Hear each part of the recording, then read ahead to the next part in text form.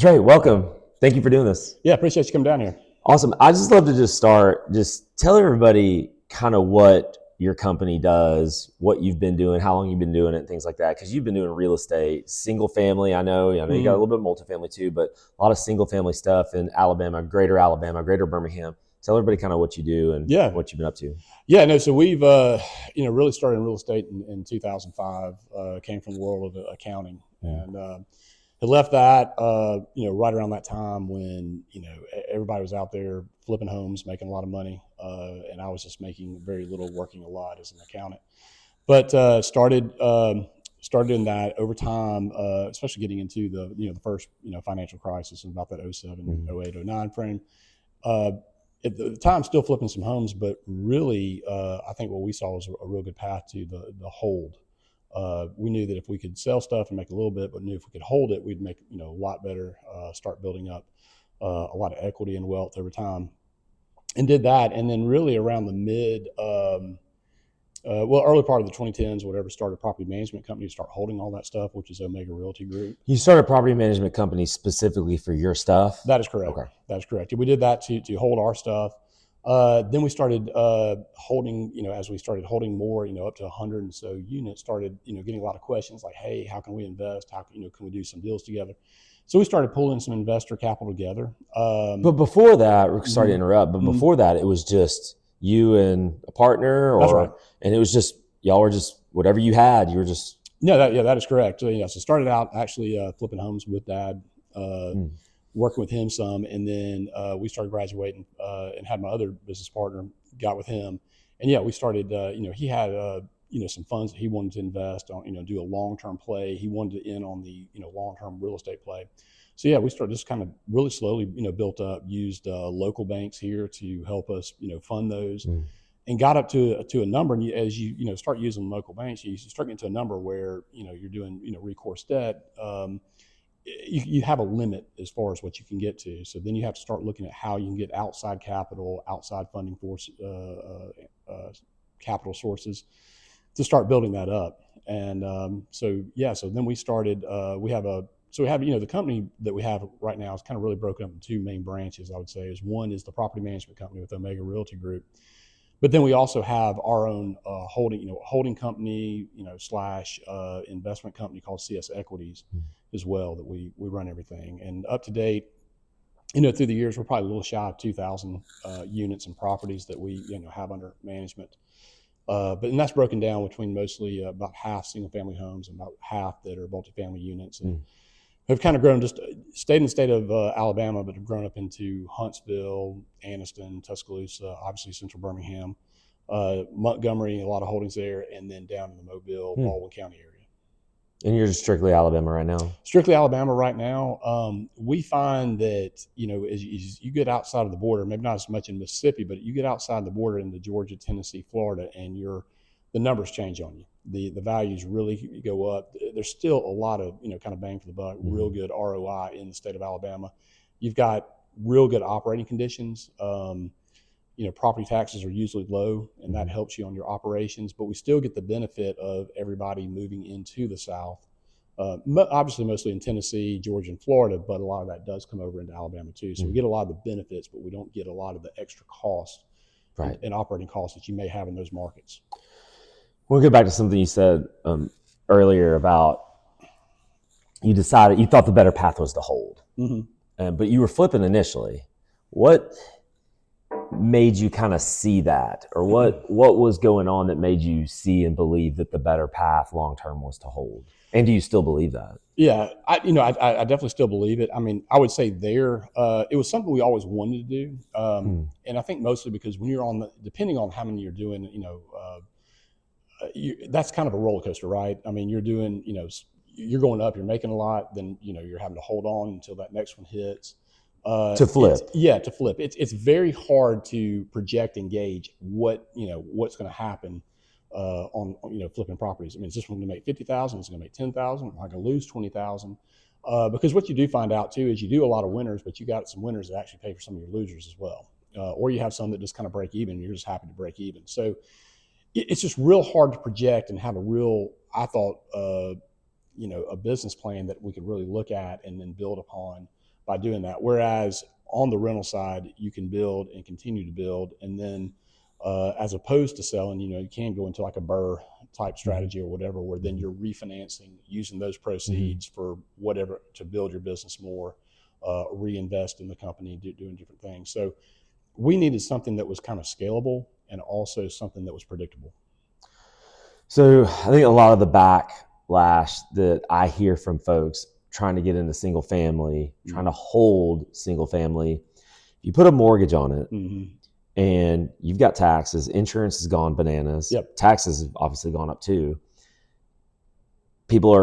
Rents keep going up and up and up, which is good for the investor, but it's putting a strain on a lot of the folks that can typically afford. Yep. So you're having like an issue there. So you got some vacancies. Yep. You got some issues where people are just messing up a house. Yep. It becomes really difficult, is the backlash I hear. It becomes very difficult to cash flow one single family residence or two or even five. Right. So, and I know back in 2005, 7, 8, prices weren't nowhere near what they are now. Right. But the rents were nowhere near what they are now either. Yeah. So the ROI is probably somewhat similar, maybe not quite. But just what would you say if someone is kind of getting started with, I'm buying my first rental, what are the realistic expectations there? Do you feel like they're going to have to get to a point to where they scale to be really successful with it? Or can they just buy half a dozen or so over the course of time? Yeah. You bring up a lot of really good, comments and questions on that. And I would say that definitely the last couple of years, and even probably going into this year this environment is definitely different than, I would say, the post 2010 markets, that 2010s that we enjoyed. Very low interest rates. Property taxes were, lower, kind of lower than they are now. The percentage against your rent was probably a little bit less. Insurance right now is one that is eating up everybody. We're probably lucky to be in Alabama just to have a little bit of a chance. But if you're looking at markets like Florida, and then things that happen like in California will even affect us, because all the insurance companies are going to get hit, and they're just going to spread a lot of that cost over all markets. Doesn't matter how far away you are from California. So that's definitely something that we're really having to watch and monitor. But no, I would say that right now, last couple of years, as inflation has come in and they've started raising the interest rates, you're kind of getting hit with everything, right? You've got a lot greater holding cost or borrowing cost, debt service, on top of greater costs with insurance and property taxes that have gone up. Because look, all these municipalities and stuff have looked, and they need money too, and they're seeing all these values, because between really post-COVID, or during that COVID time, right, everything went up about 50%. So if you had a $100,000 home, that home is now, $150,000 over, a very short period of time. Now, I think over the last year or so, on top of that, we really have had stagnated, appreciation. I mean, appreciation in Alabama has probably only been about 1% over the last year. It's really, which is about flat.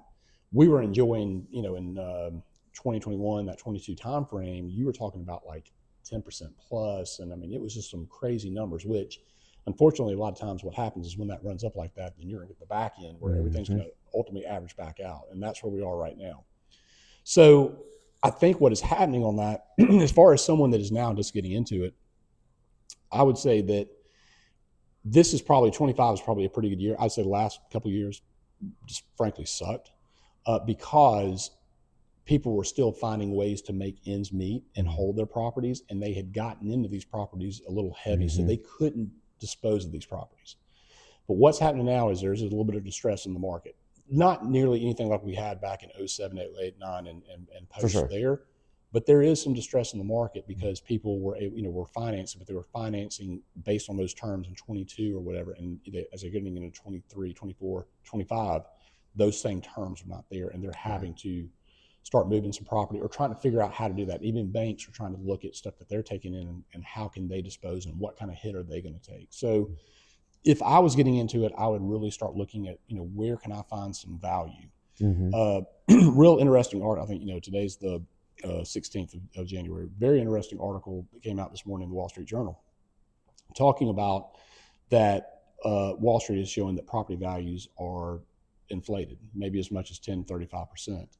Well, I can kind of buy into that a little bit. And the reason I can buy into that is because I know that our rents, even though they have been going up a little bit, are not going up at the same speed of the values of the properties. So typically, if we go back, used to the big buzz, word or whatever was the 1% rule in rental properties, where you're going to get 1% of the value, or the rents or whatever going to be 1% of per month, the value. Well, that started sliding down a lot. Even getting down into, I would say the better property, that was always maybe on a little bit lower end property, whereas decent properties maybe around that 9-10%. But then all of a sudden that scale started sliding down to about 6-7%, which is not sustainable when you have high interest rates and other high costs or whatever. So and you got a mortgage. And you got a with mortgage. High interest rates. And you got a mortgage, with the interest rates. So one of two things or two things that really have to happen. Either our rents have got to rise to get back to that level, to the values where they stand now, or those values are going to have to drop, or there's going to be some kind of meeting in the middle right there. And so we are I think really the market is kind of dislocated right now. When you say that, and you're referencing that Wall Street Journal article, you're kind of talking about across the board, across America? Yeah, you're talking across America. What are you seeing though when you I'm seeing the same type things in Alabama though too. If you take, you just really have to kind of look even at the median income in like the state of Alabama, and you've got to figure out what typically can people actually afford. And if you're looking at a third of their income, and then try to deduce, okay, how much rent can they afford? Well, does that cost? Number one, can they afford that? But then can they actually, and assuming they do pay, and you get collected, will that cover your cost? Right. And what would that, typically what would that, the pricing be? So I think it's all going to come into play a little bit. I think you'll see some rents kind of go up. You'll probably see a little bit, as inventory climbs.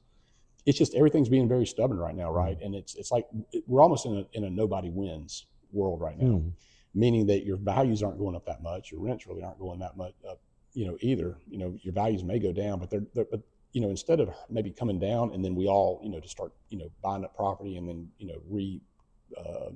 centralize the market or get back to equilibrium, until something like that happens, it's just nobody's really winning one way or the other, unless obviously if you can flip something, if you can find something at one cost and then for another cost. But but I would imagine even that the scale and volume of that is getting harder, just because with the 10-year causing mortgage rates to be high, it's kind of hard to sell stuff.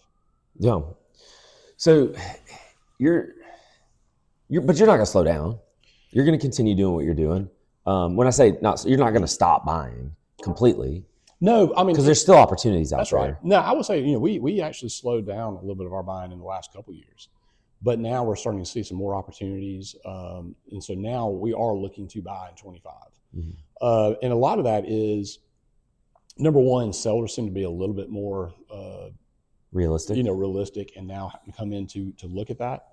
The other thing is right now, I would say, the market is okay, but it's not great. But do you want to wait until it's great to try to start buying again?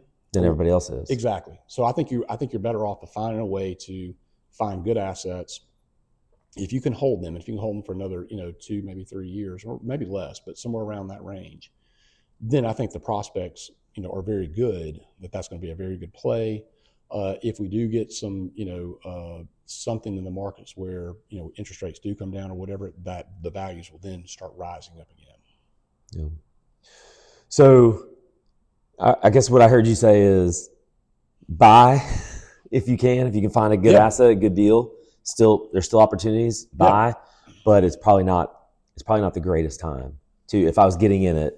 I think especially on a buy and hold, I think if you think it is, you're really going to have to focus on the hold part. It is not going to be a overnight, win. I think it's going to take several years to win. It will win, but it's going to take a little while. I just think back, I got into real estate in 2012, and I think back to what, I set my office up in the Roebuck Center Point area, and that was based off of a lot of research that's where most of the people were buying. Most of the buyers are in that area. And I would drive around and I'd find houses, and it was routine to find houses $15,000, Right. 20,000, 25,000. And these houses are now today worth upwards of 200,000. Yeah. I mean, you're talking about, at the time, I didn't really have any frame of reference where I'm finding a 3-bed, 2-bath with a full unfinished basement with a 2-car garage, Yes. Yeah. hardwood floors, Yeah. and $25,000. Yeah. You know, just think back, it's like, and probably back then too, looking at it, wondering like, what's wrong, you know, and it had all the fear stuff in the back of your mind. Whereas, yeah, to your point, and look, I remember buying stuff, you know, even 1 or 2 properties I can think of specifically I bought out there, and probably didn't buy them at a great deal, probably had to put way too much into them, and just let time march on, and now don't have to worry about it. But that seems to be, and again, I'm not, you know, I'm 45 years old. I haven't been doing real estate, but for, 12, 13, 14 years. Mm-hmm. It seems as if when you look back over the course of history, that buying and holding something and holding on to it, even if you buy it at market, and even if you put a mortgage on it and you're cash flowing very, very little, if anything, it seems as if buying and holding, looking back on it now, 12 years ago, 13 years ago, the biggest mistake I ever made was not holding on to more property. Well, I mean, and look, I think to your point, I think it's just, that is, over time, it does seem to work out. And I think that's because, look, your populations increase. You know, if we look right now, I mean, I don't know what the exact numbers are, but we do know that we don't have enough homes out there in inventory. Right. I think also another reason why I would say definitely be looking to buy is, you know, what's your building starts? You know, I mean, if you were to, you know, if I were to ask you where a neighbor, you know, a few years ago, neighborhoods were being built, you know, in different places or whatever. Mm-hmm. Money was cheap. They could develop. Where's anybody building now? I mean, there's some pockets of different things going on, but it's very, very few and far between. Plus, a lot of what's being built is not, I wouldn't call it affordable homes. We're talking about $500,000, $600,000, $700,000 homes that are being built. So, you know, because you can't make money. Because you can't make money. So where does the 100, you know, in the old days, where does the $150,000 home, you know, and we're talking about like a decent home. How much does it cost to build a $150,000 home? Exactly. Yeah, no, exactly. And because now you can't build that, it doesn't exist. Now, you know, we also look a lot at, you know, smaller apartment buildings that are in you know, what we deem as desirable places.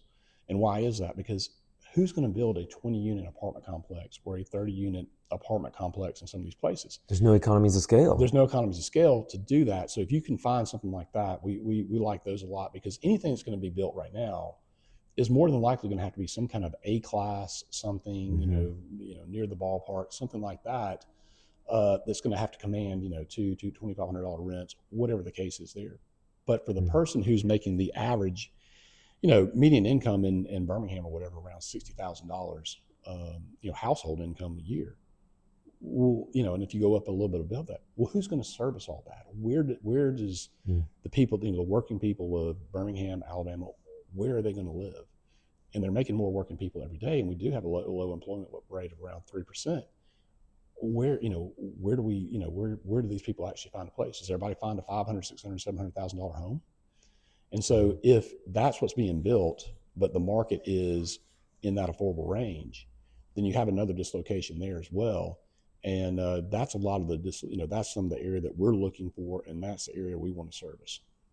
Well, how do you solve that problem? Like, if you're, you know, the mayor, or if you're, you know, what are you doing? Because that's a real issue. Yeah.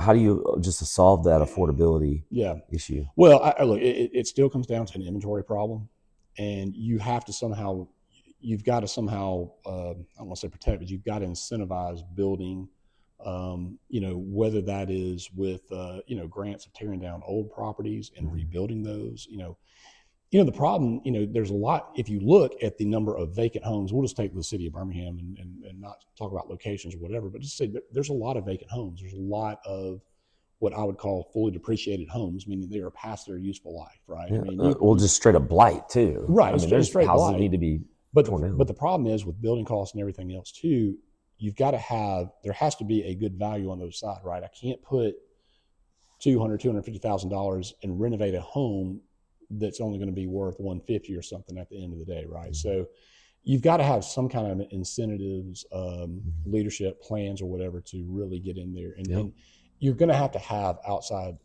forces coming in and basically investing their capital with a good range of return that they're looking at to do that. But it's an inventory issue, and that's really the only thing that's going to stop. So you can call different programs or this, that, or whatever, but it's really you're going to have the private sector incentivized to be able to come in and rebuild and redesign. And then from there, you also need incentive plans and ways to basically affordably finance these, so the buyers need to in turn be able to have some kind of vehicle that they can use, that they can afford the financing. Yeah. And there's some of that exists today, but obviously nowhere near. Yeah, but not on the scale and not what's needed. And we're in an environment right now too that with the rates where they are and with some of the losses or risk profile that a lot of the banks are looking at, it's very, very hard. I mean, it's hard to actually go all in and develop anything right now. Mm-hmm. So I'm not seeing a lot of multifamily starts. I'm not seeing a lot of single family home starts. Definitely not in the affordable range. Not in the affordable range. So what's going to happen in the next few years as we continue to need more homes? Where are those homes going to come from? And meanwhile, rents just continue to climb. That's what's going to happen. The only thing that can happen is rents will continue to climb. And as rents climb, the values will start climbing up as well. Yeah. It seems unsustainable from my vantage point, but I know you're in this world a lot more than I am. So that's why we're talking to you. Yeah. So I want to try to understand this a little bit. Yeah, and I think that's one thing that has been kind of interesting is kind of seeing how things have just kind of limped along. And we haven't seen one break hard, one way or the other. Mm-hmm. And so I think even we're just kind of on the side, kind of sitting there trying to figure out when and if is anything going to break or go one way or the other.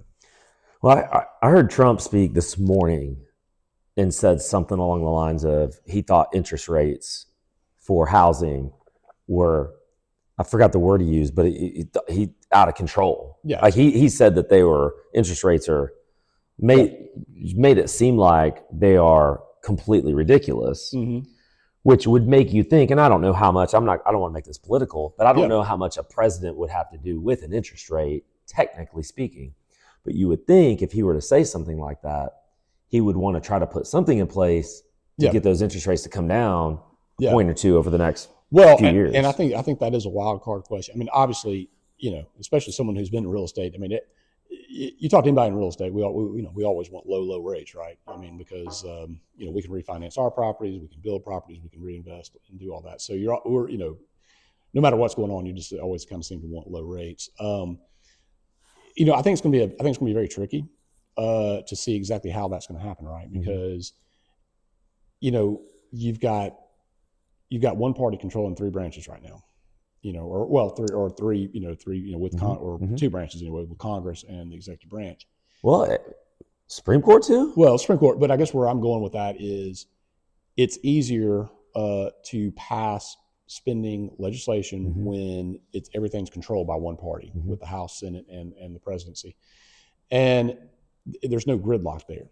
And sometimes for a market, gridlock is good because whichever party has it, regardless of politics or whatever, there does tend to be more spending when, one party is controlled because they can, pass everything through. So, we kind of hear, Vivek and Elon talk about, the DOGE, Department of Government Efficiency, stuff like that. And I, without getting political, I do think there is something there in terms of we do have to look at spending. And the reason, right now, short-term rates really are coming down, but the long-term rates, which go into mortgages, stuff like that, are just continue to climb. And I really don't see, I'm not smart enough to see exactly what happens to make that go down. Because what I do see is, you can constantly see more government spending, more healthcare spending. Those are the, big drivers. Well, where does that money come from? Your only source is to print money. And the more money supply that's out there, then the higher these interest rates are going to go. So how do you stop that cycle? How do you make the market start having to go, and buy into some of these bonds and start lowering these rates? And that's something I'm not sure exactly how you do it. And, and I'm not sure what you can say or do really do that, but that's what you have to watch out for, because if we continue to spend and put more debt on. And right now, now the debt's more expensive. So everything we do, it's not, back at the 1 or 2% or whatever now, right? And it's about 4 to 5% now that you're spending on stuff, and it's adding up. Yeah.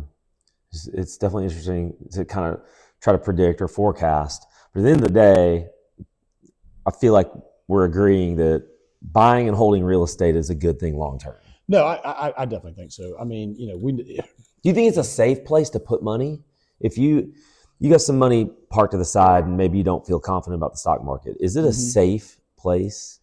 Oh, I think so. I think it's in the way you have to almost look at it, it's almost like a savings account, right? It's a little bit different in the sense that you have to, kind of continue to feed the beast a little bit too, right? I mean, things need roof, things need plumbing, things need, different things. So you've got to be able to fund that as well. But over time, I mean, look, I think we go, we got every segment of time's always got these little challenges or whatever, right? But you go back to whenever, and values do go up, and it's just simple supply and demand. It's simple, you have more people who need housing. The replacement cost on, as we talk about, like in, these places, the replacement cost is extraordinary. So if you can, if you're in an area that to replace it's going to be $250, $300, but you own it at $150 or $200, you're probably going to be okay, because it's easier to, you're in an equity position because the replacement cost is just way greater. Yeah. And we're going to continue to see that because, it's not just the interest rates and all the financing challenges, in order to build homes and create the inventory. It's also zoning. In a lot of places that are really probably needing more housing and need multifamily, but you've got, whether it be the neighborhood doesn't want multifamily in the place, or the city commissioners or planning or whatever, they're getting a lot of pushback on that. So it's very hard. So even in places where you need housing, multifamily housing, different things like that, you can't build it because there's too much pushback on the zoning and different things that are needed. So laws and restrictions and regulations of everything you have to do to build a home or build anything, that is probably even more restricted than the rates. Right. Where are you seeing, Trey? Where are you seeing right now? Let's just kind of stick with Greater Birmingham. Are there any areas that kind of stick out to you, either one way or the other, that are a lot of positives, or we want to stay away from a lot of negatives? Anything that you've been seeing in the last maybe 6 months to a year? I don't want you to give away any secrets. Yes, no. I mean, if I knew them, I've always been really big on Shelby County. As far as in our market, I like Shelby County for a couple of reasons. Number one, it's continues to grow. You have renter, very good renter base as far as a higher median income for those renters. Shelby County actually has better property, or lower property taxes than Jefferson County. So your operating costs tend to be a little bit lower as well. And on top of that, I think you usually have a better appreciation rate than you typically have, like even in Jefferson County. So, Shelby County to me is always just one that, always put a little bit of a premium on. So when you say Shelby County, you're talking about the Alabasters, Caleras. Yep. I mean, I feel like Chelsea is a little too overpriced to be a rental, possibly. I think it's getting there. I mean, they're in the past, and we've got a few there, but I mean, that market's probably a little bit harder. So Pelham, maybe some pockets of Pelham. Pelham. We like. Pelham has a lot of, in some cases, like townhomes and stuff. Yes. I always liked it. Townhomes to me are very, very high on my list because your operating costs are a little bit less. You don't have as much to maintain. But don't you have HOA though? Sometimes you do, sometimes you don't. Really? Or if you do, it's very negligible, like, $150 a year or something. We're not talking it's not like a condo. Not like a condo that you're like 150, 200, 250 a month. Right. So those typically, I mean, from an ROI operating perspective, those are very, very good. But you still, I think you look in places of like a Montevallo, even some other little pockets of Shelby County. But yes, and you still have, Calera is a great spot, and Alabaster. I think depending on what you're doing, I think even a few little pockets in North Shelby can kind of help out. But yeah, no, I think Shelby County is a good one. I think another one is pockets of St. Clair County as well. Very growing for a lot of the same reasons. So you're bullish on let's get out of Jefferson County a little bit and just be on these kind of periphery counties. Yeah. Even like Vance is growing. You're Yeah. in Tuscaloosa County. Yeah. Talking about some of these areas. Yeah, some areas, right outside of that, kind of that Tuscaloosa County part of McCalla. Of McCalla. Yep. Very much. Yeah, and nothing negative on Jefferson County. It's just from a buy and hold standpoint, it's just harder to make the numbers work.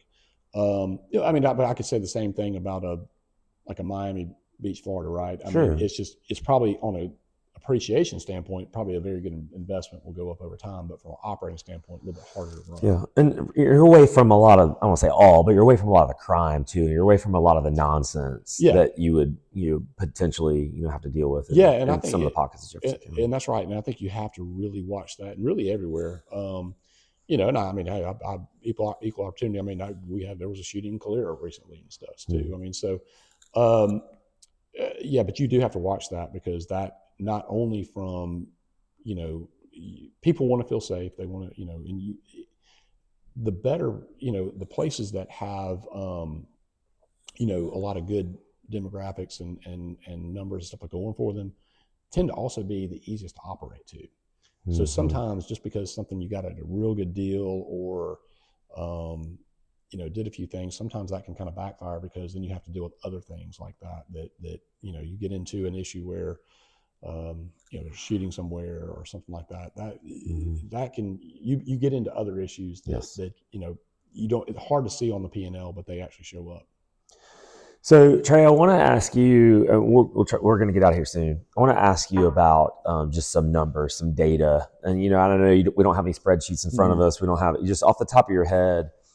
What are you seeing from? Let's just start with something like vacancy. Mm-hmm. What are you seeing from a vacancy rate? And I understand that I don't know how much you could know, because you don't have access to everyone's portfolios, but just based on what you've seen, maybe from what you guys are holding, from a vacancy standpoint, where are we ballpark wise with kind of what you guys have? Yeah, I would say I think mostly I would say okay, meaning not great, not bad.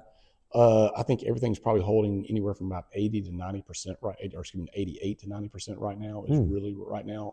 You would like to see that up a little bit, higher into, at least. That seems low. It's kind of average. It's like I said, it's okay. It's not awful or bad, but it's not great. Yeah. But I would say yes, but definitely a touch lower than you want it to be. Maybe at least get around that 92, 93%. A lot of that has been over the last, over the last couple of years, we had a lot, really the COVID, the post-COVID world, lots of ups and downs there, right? Because post-COVID, I think we even were at like 98%, 99% occupied or something like that. And that was because at that time, no one was moving. Nobody was moving around. Nobody was doing anything. The other thing you had too is government came in and shored up a lot of, so all of a sudden people had money, and so they just pay their rent and move on, or not move on, but just would, stay. Well, then you skip ahead after a couple of years of that running out. Well, then what happened? Well, then all of a sudden, all that money got cut off at one time. And so, there was a large contingent that, fell into delinquency or whatever right at one time. And it took a lot of municipalities or whatever a long time to get the evictions in place and go through. And that really went through about 23, midway of 23 before that got cleaned up. So you've had that kind of turnover. During that time too, there was a period of time too where interest rates were low and properties were out there, and there was almost like a gold rush to property. So it's more like 21 or late 21, where you also had people leaving and then going to buy homes. So yes. So you had a little bit of convergence of that. Now what we're seeing over the last year, I would say there's very little rental growth whatsoever. When you say rental growth, what are you? Rate growth. Okay. So, during that 21, 22 time frame, and we were seeing rental rates going up 10+% per year. Your typical range is around 2 to 3%. Right. Last year, I think it was like flat, 0. But we're already seeing now demand is really starting to back up, and now we're seeing it back up to that 2 to 3% range. So I would think, and I think a lot of that is you're not getting a lot of inventory that's coming out there. I think on top of that, over the last couple of years, you did have a lot of multifamily. Birmingham went from like having no multifamily properties down there to all of a sudden you have all these places around the ballpark. So had a lot more doors that started coming online. A lot of multifamily development was really in vogue over the last couple of years, and I do think that kind of added some more inventory, rental inventory, and that did even though we were not necessarily in that market, having that then kind of pushed down some more inventory out even in our markets that made us hold a little flat. But now some of that's getting eaten up. Now you're starting to see that everything's starting to slowly climb back up. And if you're going to have these mortgage rates where they are, it's going to be very hard for people to not rent. I mean, so they're going to probably have to be forced to rent because it's just harder to actually buy a home. Yeah. So vacancy, what about evictions? What about non-pays? What are you kind of seeing with that? Well, luckily seeing a downtrend on that. Like I said, we did see a big uptick, right when your COVID money ran out. But luckily, I think I would say what you're never at zero, but a tolerable rate is where that is right now, and typically really going down right now, or at least on a downtrend. So definitely happy to see that. But I would say that now where some of that was probably a little bit of a false read before because of the dynamics, I think now you're starting to see, why the delinquencies and why the evictions. And I think that goes more back into like really just inflation, a lot of higher costs, a lot of, stuff. And it's a lot of people really having to make some, tough decisions out there of, food, rent, how to get around, jobs, all that stuff. So the inflation, everything, the negative impacts on, especially working folks. I mean, it's really out there. So there's a lot of pressures and stuff there. So, luckily you do have a, lower unemployment rate in our area, in our region. So, I think that's where a lot of people are still making it, work well. But I think you have to watch that too, because, I think more, as I just anecdotally, not looking at any numbers or whatever, but you just kind of see, and I don't see, used to where you kind of read, well, this is coming into town, this is going to add so many jobs or whatever. Really, the more headlines I see now are so-and-so is laying off so many, or so-and-so is closing up something. It seemed like for a long period of time there was, this new restaurant's opening up in Birmingham or this or whatever. And now I'm seeing more about, well, this was closing. I'm not seeing as many those positive headlines of stuff growing. I'm now kind of seeing more headlines of stuff pulling back. Same. I'm kind of seeing the same thing too, anecdotally. Yeah. Like I don't have any data to back that up, but so I feel like we've kind of gone through a lot of the numbers, as far as like what the rents are looking like, what prices, prices of actual housing is happening, evictions, any other numbers. We've talked about interest rates, kind of talked about a lot of the numbers. Any other numbers, any other data that you feel like is kind of sticking out to you, or is this like maybe an interesting number that you're you want to pay attention to? Yeah. Well, I think, unemployment, I think, and I think it's, again, I mean, these are always macro numbers that come out, once a month or whatever, but you kind of look at these payroll numbers and how they work. And, one thing that was interesting is for a while there, it looked like, we were adding jobs or doing stuff, or stuff was kind of going okay, and then later you find out, well, now we're revising those numbers and really that didn't happen. We're revising these numbers down. So it's really kind of hard to kind of understand what's going on. But I think anecdotally or whatever, I don't feel like everybody's, in a hiring wave or really growing right now. Maybe, is it a wait and see approach, you think? I mean, the president, we're about to have president take term. I mean, or I think you've seen that for a little while. Yeah. I mean, I think potentially, but I think everybody is a little bit of wait and see to make, hoping for the best on anybody who would go in there, but, see what could possibly change. But it's, I think everybody's being a little careful right now. I think you're also, as we talked about earlier, I mean, you've got, a lot of new advances with, just different things like AI, different things or different ways that, everybody's looking at how can they get the same job done, but in a more efficient, more cost effective manner. So, I think that's going to be the big change too, is like really, how does this, how does that work with our economy, the service economy, even for people that are very, highly skilled and educated, right? I mean, accountants, lawyers, everything, really having to watch, how many of these jobs, especially repetitive jobs, how many of these are going to be done by technology, and No doubt. what kind of, there's going to be a lot of innovations, I think, around this stuff and stuff that, I think one thing I do as a investor or anybody is just really start trying to understand a lot of this stuff. And, you hear it, the buzzword of AI, whatever, but always like, what does that mean? What does that mean? I mean, that's great. But for the average person, I don't have, Google's budget to like create something or whatever, but what products are coming out there, what vendors are doing stuff with this stuff that actually makes sense, right? I mean, and how does all this work with the masses? And, just versus being a buzzword or whatever that's out there.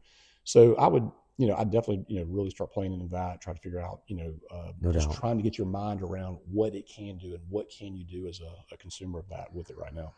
I'll tell you what, it really hit home for me a couple of nights ago. We had our monthly meeting, and I asked somebody how they heard about it, and they said ChatGPT told me that I should be here tonight. Yeah.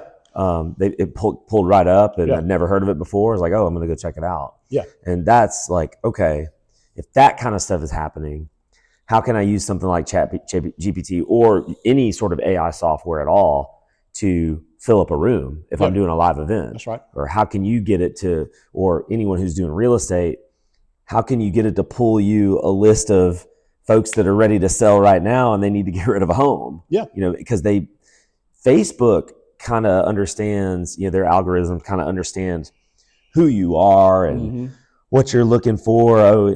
But ChatGPT, I talked to a buddy of mine last night who said he's been journaling every day since 2010, and he uploaded every single journal entry. Oh, wow. And he's now like interacting with it as if it's like his therapist.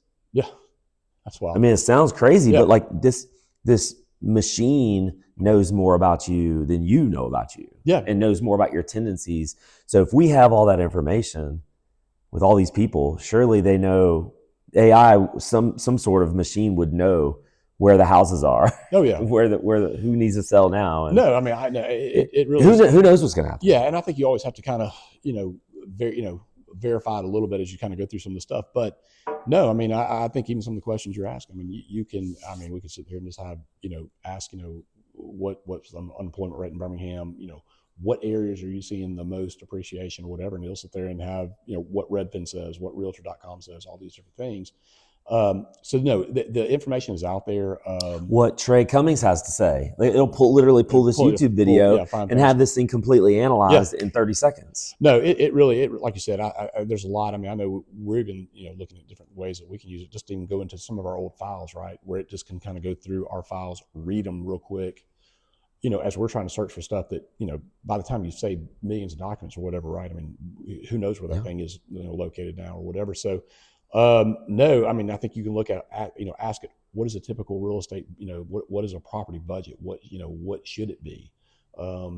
It's going in and looking at a lot of different data, on a real-time basis. I mean, it is wild. I mean, you can almost virtually take a picture of a house, maybe put a few things and to say, hey, how much would it take to renovate this house? And, come back with something, and at least give you a framework or something to work off of, or maybe bring up something that maybe you haven't thought about, on there and start giving you some typical costs. It's going to be a very, very interesting world. And, and to that point, I mean, where would it end? Hey, how much would it cost to fix this thing? Oh, that's the number. Here's the button, push this button. And now you got a crew out there. Yeah. After you just push this button. Yes. Swipe a card. Yeah. It's done. Yeah. They can. Well, yeah. I mean, this is some wild and crazy stuff going on. No, there is. And I think, like I said, it's going to really, like I said, there's going to be a lot of innovation around this. It's going to affect jobs. But that's the other part too, is it is going to affect jobs. Now, I do think that it everybody kind of worries about stuff on one end, but it can actually kind of move everything as well. And actually, look, a lot of people will end up creating, companies and stuff like that based on this stuff, which will actually in turn employ more people. Correct. And do stuff as well. Correct. So it will be a positive cycle. And look, we have to look for competitive advantages because I think that's one thing. If our labor force costs more here versus where other places in the world and stuff, you have to find some kind of competitive advantage to be able to really just compete with everybody now, because that's what you're doing. That's right. That's a huge point. You're competing with the average everyday person. You're not just competing with the professional That's right. real estate. You're not just competing with other funds. That's right. You're competing with somebody who might do 1 or 2 or 3 deals a year, but now there's like 500 of those people. Yeah. Versus yeah, dozens. yeah. So like dozens. I said, it's going to have a lot of changes, a lot of positive. Everything always comes with a few negatives, but I think it'll be mostly positive. Trey, I appreciate it. It's always interesting. No, thank you for coming down. Conversation with you. You have so much. Obviously, your background is business, your background is accounting, and then you come in here. You're running like a company that like you said, you have almost 2,000 doors. That's a lot. You have a lot of data. You have a lot of information, and I appreciate you sharing that. Well, I appreciate you coming down and saying that. Awesome. So, very good. Right. Thanks.